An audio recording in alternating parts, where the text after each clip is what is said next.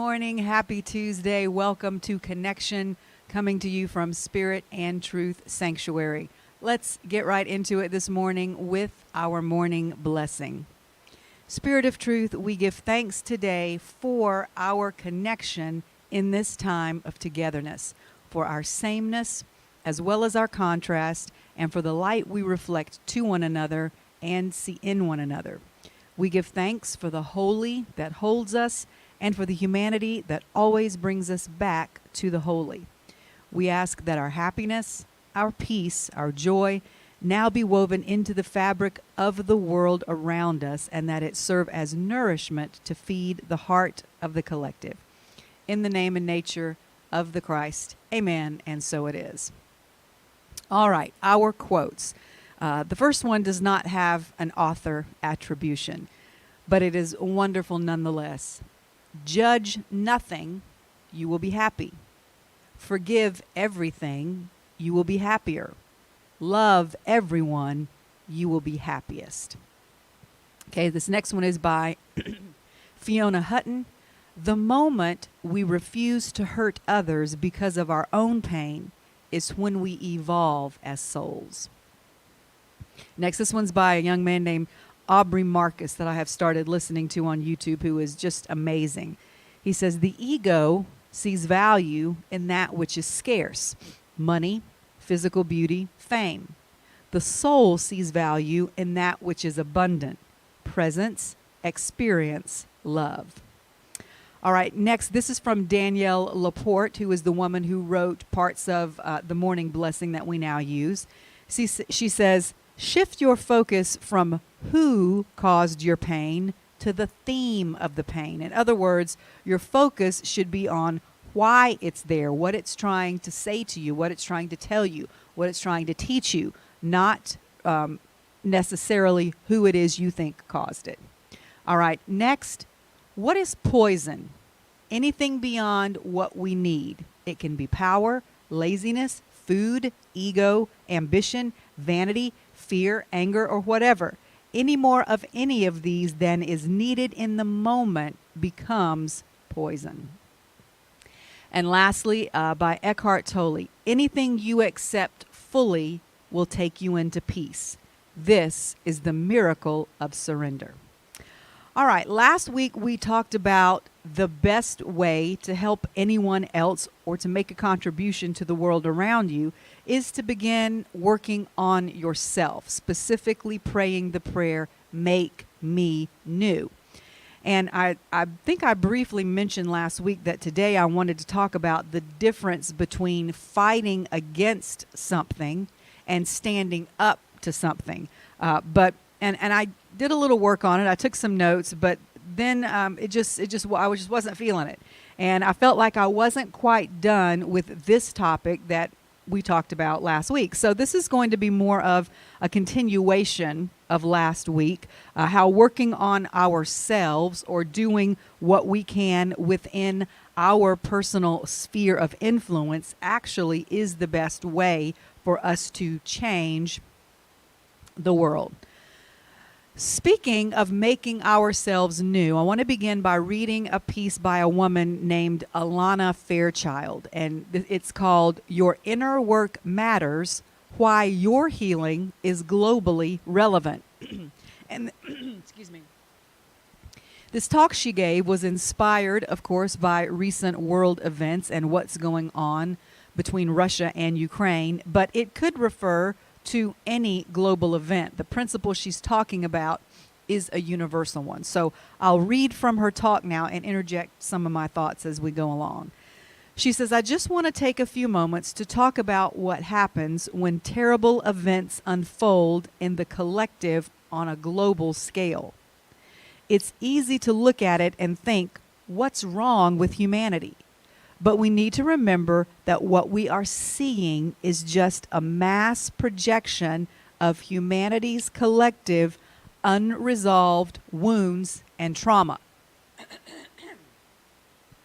All of the oppression, violence, rage, judgment, and terror are just undigested wounding that has been carrying on for long periods of time throughout generations within our one human family. This is why our inner work is so important.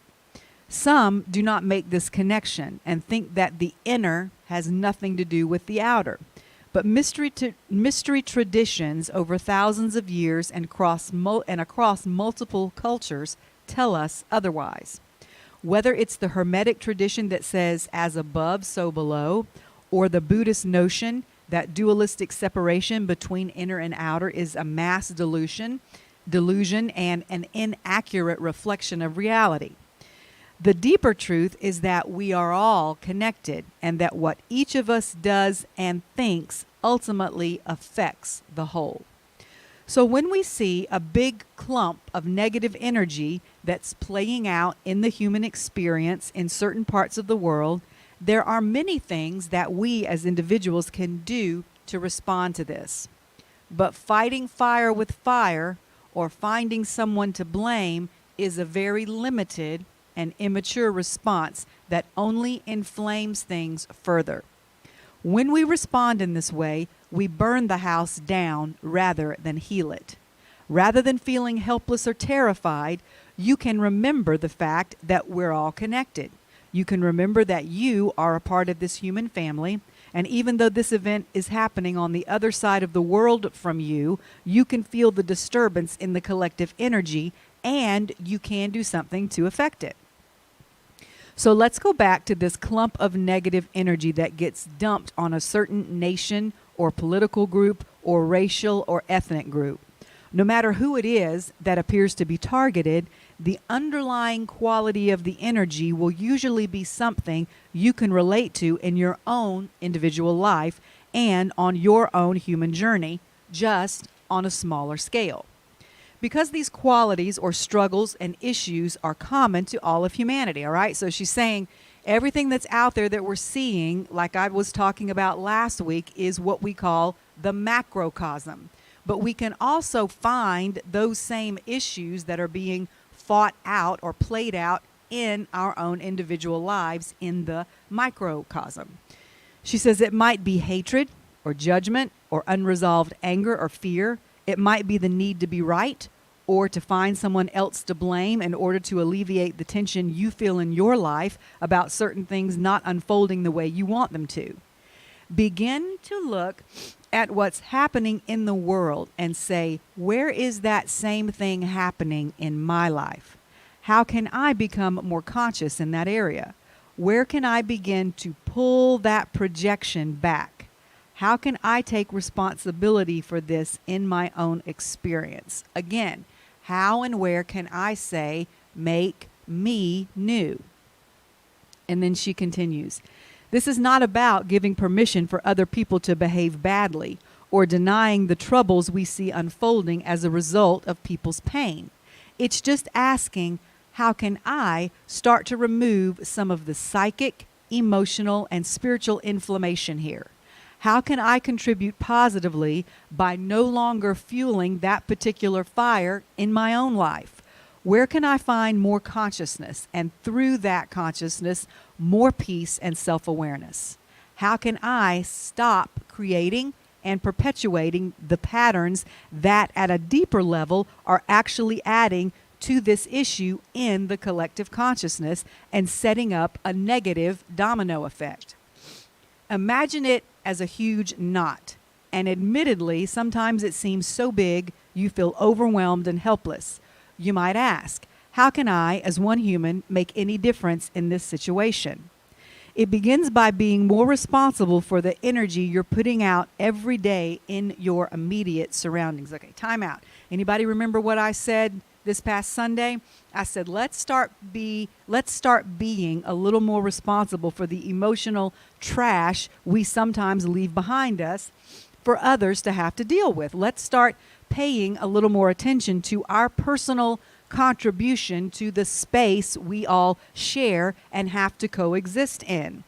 You wouldn't go into someone else's house and throw trash on the floor, so don't leave your emotional trash or junk behind you when you leave their emotional space.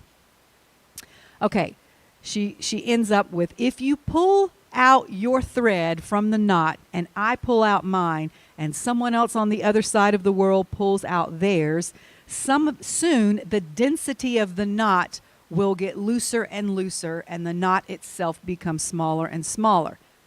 And then instead of a negative energy and emotional domino effect, you have a beautiful, conscious, loving, compassionate, dismantling process based on inner wisdom, personal responsibility, and courage.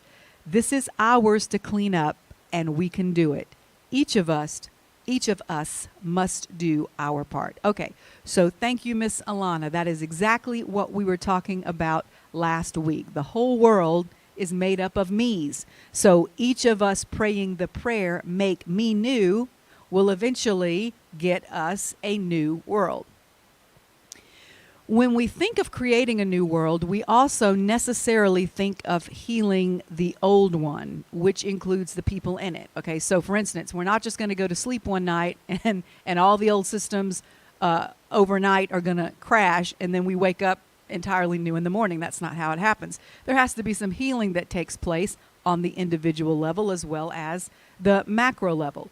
So it's all part of the same process. And just like the piece we read talked about, sometimes that too seems like a daunting task. But as she was saying, we each have to pull our own thread out of that collective knot. And so we can look at healing the world through a smaller lens of healing one heart at a time, beginning with our own and then moving on to that which is right in front of us, our inner circle of people that we interact with on a regular basis. What I want to talk about now is that, and I'm going to read from an interview that I heard on NPR with a doctor named Rachel Naomi Remen. And her talk was about the difference between fixing or curing and healing. She is now a woman in her 60s, and she has battled Crohn's disease since she was 15, and this is in part what led her to become a medical doctor. And she also credits this experience for shifting her view from curing, which is what she says she was taught to do in medical school, to this idea of healing. And she makes a very clear distinction between the two. She says some wounds cannot be eradicated. So there's some things we're not ever going to get rid of, but must instead be healed.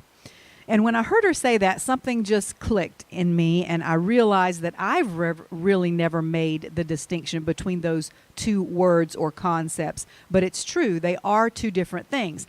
And I think this concept is also very relevant to what we've all been going through for the past 2 years concerning COVID. She says curing is when a person gives their power away and says, this pill, this treatment, this doctor, this spiritual leader, or even this friend is going to fix me and take away whatever issue it is I'm having. Healing, on the other hand, takes place inside you, and any doctor or other person assisting you is only acting as a guide or is there to teach you how to heal yourself. True healing is much more than physical. It must take place on every level, mind, body, and soul. Too many people walk into a doctor's office, present their symptoms, and say, fix me. I want to walk out healed, which what they're actually meaning is cured. Yet they are not willing to take responsibility for their own well-being by taking even 10 minutes a day on preventive measures or to look any deeper than their physical symptoms in order to figure out the possible emotional or spiritual causes of their illness. Okay, so how true that is, especially that part about giving our power away. I heard another doctor recently who I listened to say this: we have become so disconnected from our own bodies that we don't even realize we're feeling stress because the feeling of stress has become the norm. We have to strap a device on our wrist to alert us when our stress level is rising. We rely on something outside of ourselves to tell us what's wrong with us. This is similar to what the doctor-patient relationship has become. We have become so accustomed to feeling helpless and powerless over our own lives, including our own bodies, that we go sit in a doctor's office and wait for him or her to tell us what's wrong with us and then how to fix it. Okay, so does that sound familiar? We do that in a lot of other areas of our lives too. Church, government, etc. So why do we do this? Because it's easier. It's easier to go to the doctor and then go to the pharmacy and pick up a pill to cover up, sometimes only temporarily, the symptoms we're having than it is to actually take the time to get in touch enough with our own bodies to find out the root cause and then do the sometimes hard work of healing ourselves. It's easier to give that power to someone else. We also, which we'll get to later, don't feel like we're capable of doing this ourselves. And again, there's a parallel. It's the same exact thing that some people do when it's easier just to go sit in a pew and listen to a pastor tell you what you're supposed to believe and how you're supposed to feel and how you're supposed to live your life than figuring it out on your own. Okay. It's easy to get overwhelmed just thinking about the process, just like it's easy to get overwhelmed when we think about a concept like healing the world. It's a beautiful thing to dream about, but seems too big and impossible to ever achieve. So we give up altogether, and instead of doing what little we can, we do nothing. This is something Dr. Rimon talked about, as well as some other profound things in the rest of her interview. So I want to get back to some of that now and read some of it to you. She says, "Science defines life in its own way, but life is larger than science." Okay, I'm going to back up and say that again for people over the last 2 years. Life is larger than science. Life is filled with mystery, courage, heroism, and love. All these things that we can witness but not measure or even fully understand are what make our lives valuable. Now, this is her still talking. "On my 4th birthday, my grandfather told me a story which he repeated to me on my birthday every year. It was the story of the birthday of the world. It began with the world in a state of what he called holy darkness." Now, to me, that sounds a lot like what we talk about, the void, okay? Holy darkness, where everything is possible and lives in potential form. "And then a vessel of light broke open into thousands of pieces, and every person got a piece of this light as it fell. All humans are born with the capacity to find this light that's hidden inside all of us because we came from light. In fact, the entire purpose of the human race is to find this light, first inside of ourselves, then hold it up and make it visible so that it can be reconnected with all the other pieces of light, thereby restoring the innate wholeness of the world." When I heard her say this, I could not help but think about how Bishop Paulk, my Uncle Earl, used to describe the kingdom of God here on earth, the way he understood it at the time. And he used to talk about looking out at the world like a map and seeing these little different parts of light all over the world, all over the globe, wherever there was wherever there was what he called a spiritual embassy. Some of you might remember him talking about that. He even wrote a book about it that I edited called The Prophetic Community. Around that same time, he received an award from President George Bush Sr., who had a program called the 1,000 Points of Light, where he gave various organizations that he felt were having a positive impact on the entire country through the work they were doing in their local communities, this award called a Point of Light. So it's like I've said before, all people who are connected to spirit have access to the same ideas. And so Dr. Rimon's grandfather apparently was connected to this same source, this same field that Bishop Paulk and George Bush Sr. were connected to. They looked at things the same way with these lights that were all over the place. So I'm sure many others had this similar vision as well, that they just manifested in a different way. So back to the interview with Dr. Rimon. She continues, "This story planted the idea in my heart that we need to heal the world one heart, one piece of light at a time. This is a collective task that makes each and every one of us a healer. This story and way of looking at life changes the paradigm that in order to change the world, we must make some huge difference.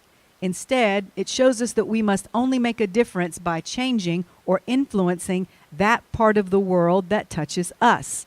Because when we think we are being asked to heal the whole world, we see it as much too big a task. But everyone can find that piece of light within themselves and tend it, make sure it doesn't go out, and then hold it up so that it attracts the piece of light inside all those who immediately surround us. So this is similar to that part of last week's teaching where I quoted Andrew Martin saying, you start by finding your peace and your power and showing it to and sharing it with others in small ways at first, and it becomes the ember that you gently blow upon until it becomes a raging inferno within, and you then can ask, okay, Spirit, how can I move the mark in the world? That begins by moving the mark within yourself, because how we treat ourselves is how we treat the world. Okay, it's kind of like the same thing as that quote, how do you eat an elephant? One bite at a time. Or maybe a more appropriate one. I love this. I've always loved this quote. The journey of 1,000 miles begins with just one step.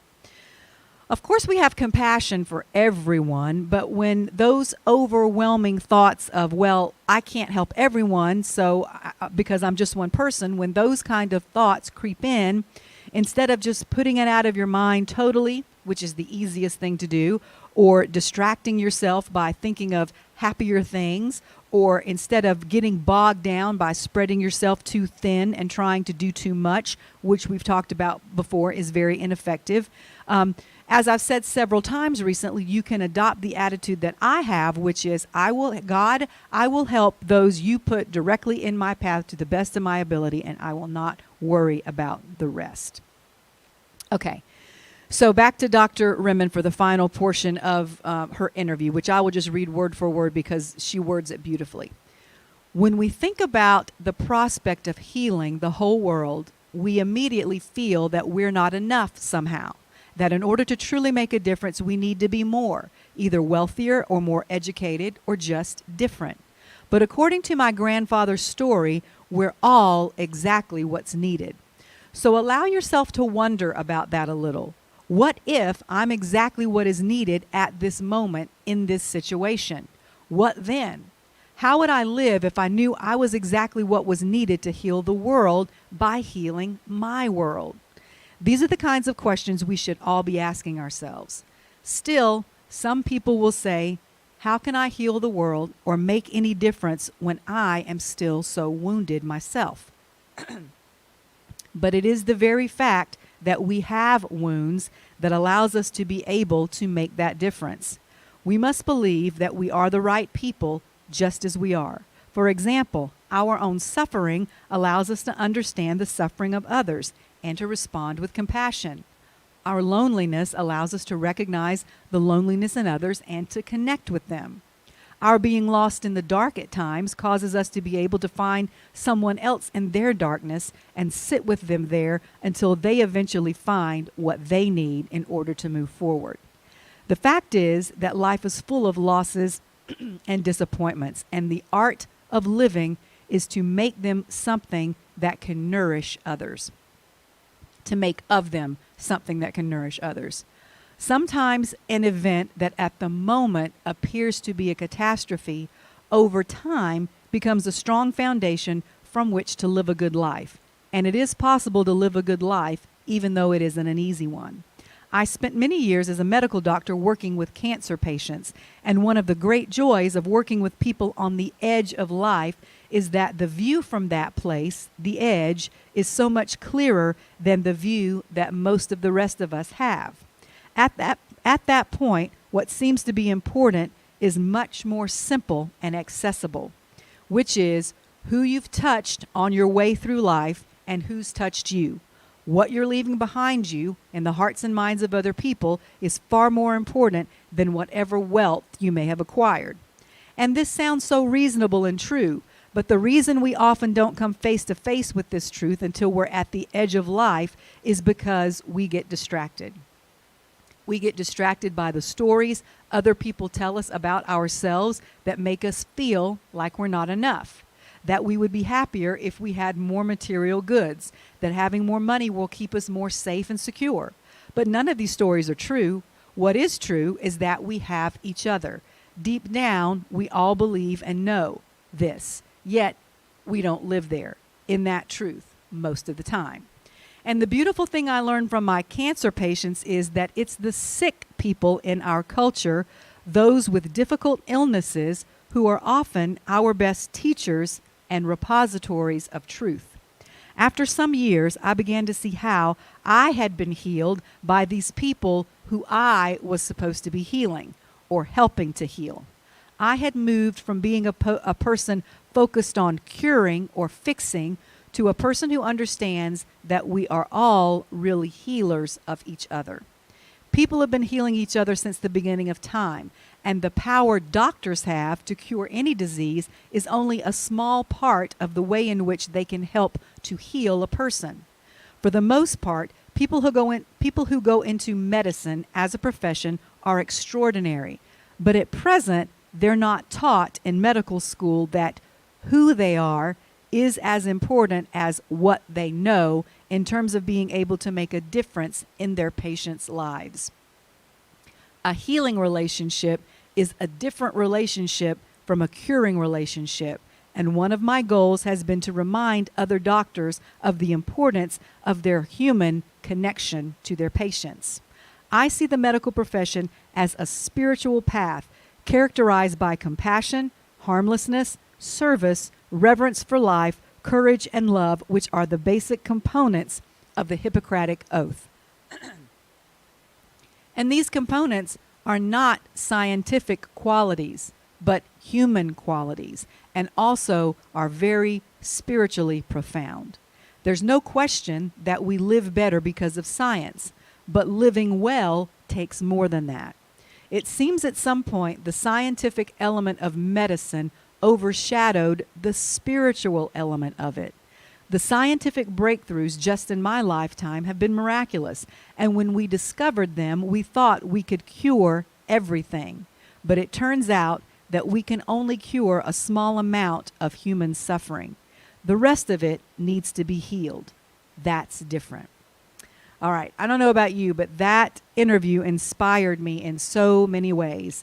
We have to understand first that there's a difference between curing and fixing and healing with all illness, whether it's physical or emotional. And as we've also talked about many times, one is the cause of the other. But to heal is a very different thing than just to cure symptoms. And healing should be our goal as well as our responsibility. She talked about not giving our power away to a doctor or a spiritual healer or any form of treatment. They may be able to cure or fix symptoms, but healing is always an inside job. No one else can do it for us. They can only assist us and be our teacher or our guide in self-healing.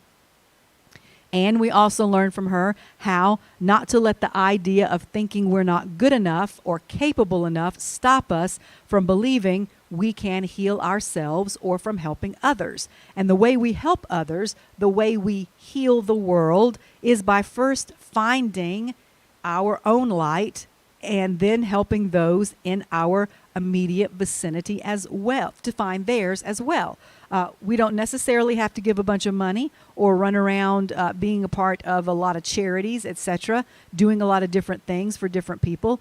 Just be mindful every day of those who are right in front of you. I love the way she said it. We heal the world one heart, one piece of light at a time. We are all capable of so much more than we give ourselves credit for. And healing ourselves contributes so much more to the collective healing than we are aware of. So there's a phrase that comes from a piece of literature. I believe it's Shakespeare, but I'm not 100% sure about this. But the phrase is, a rising tide lifts all boats. And so, of course, what that means is if there's a bunch of boats in a harbor somewhere, if the tide comes in and the sea level rises, not just one boat goes up, all the boats go up, which again is just a recognition, even in nature, that everything is connected. Now, this is not the way it works, but say that one particular boat was the cause of the water rising. Well, it doesn't just benefit that boat. Anything any of us does positively affects every other boat that is around us. A rising tide lifts all boats. So, this past Sunday, Minister Chris Williams, myself, my brother, and Pastor Lonnie all basically said the same thing, just in a little bit different way, which proves to me that there is a field of information out there, and everyone who's plugged into that has access to the same information. But further, and more importantly to me, there is also a field of emotion, and to me that's even stronger. I love the way that that's why I use that phrase. It refers to it as a tide. Sometimes, we talk about a tide of emotion, and we're all individually responsible for that collective tide of emotion. So this is how we help the world. We are mindful of what emotions we are contributing to that field. It's like Chris started out on Sunday morning. He said, let's put it out there. Let's put this out. As he was singing and worshiping, he said, let's put this out in there into the atmosphere. Pastor Lonnie always talks about it as well. You've got, and I think I even used this quote last week. You can't manifest love until you are on the frequency of love yourself. So I want to wrap it all up by sharing with you something that I heard Amanda Ellis say this week. She was talking about the fact that when these big, what we consider tragic or catastrophic events happen out in the world, it is often our first reaction to say, oh, I feel so bad for them. And that's fine. That's normal. That's natural. That's compassion. But what happens is think about even the language of that. I feel so bad for them. Or when anybody says, poor so-and-so. So what she suggested, which I thought was interesting, she says, instead of feeling bad for them, feel good for them. And the way she explained this is, when you are that person that is in the middle of the tragic occurrence, when you are that person that is in the middle of the catastrophe, you kick into survival mode. You don't have time to worry about your emotions. Of course, you're going to feel fear and anger and defensiveness and panic. So you can't be responsible at that moment for your part of the emotional field. But all of those other people out there around you on the other side of the world that it's not personally affecting at the moment, that's when we can step in and say, okay, I will feel good and send goodness. I will feel goodness for you, which sends goodness to you. And the way she explained it was, look, yes, watch the news, keep as informed as you want to, but when things like this happen, go out in nature, play with your dog, spend time with your kids. She even said, watch a funny movie and laugh. Go to a museum and enjoy beautiful pieces of art, because those people that are experiencing the other emotions can't do that right now. So in essence, you are contributing, though, to the general tide of that emotion of goodness when you allow yourself to feel the good that always still exists in the world for them until they can feel it again themselves. So it will make a difference, I promise you, and I love that analogy. So that is all I have for you today. I love you. Please join us tomorrow night at 6:30 for the gift of imperfections, and then I will see you on Sunday. I love you. Bye. Be at peace.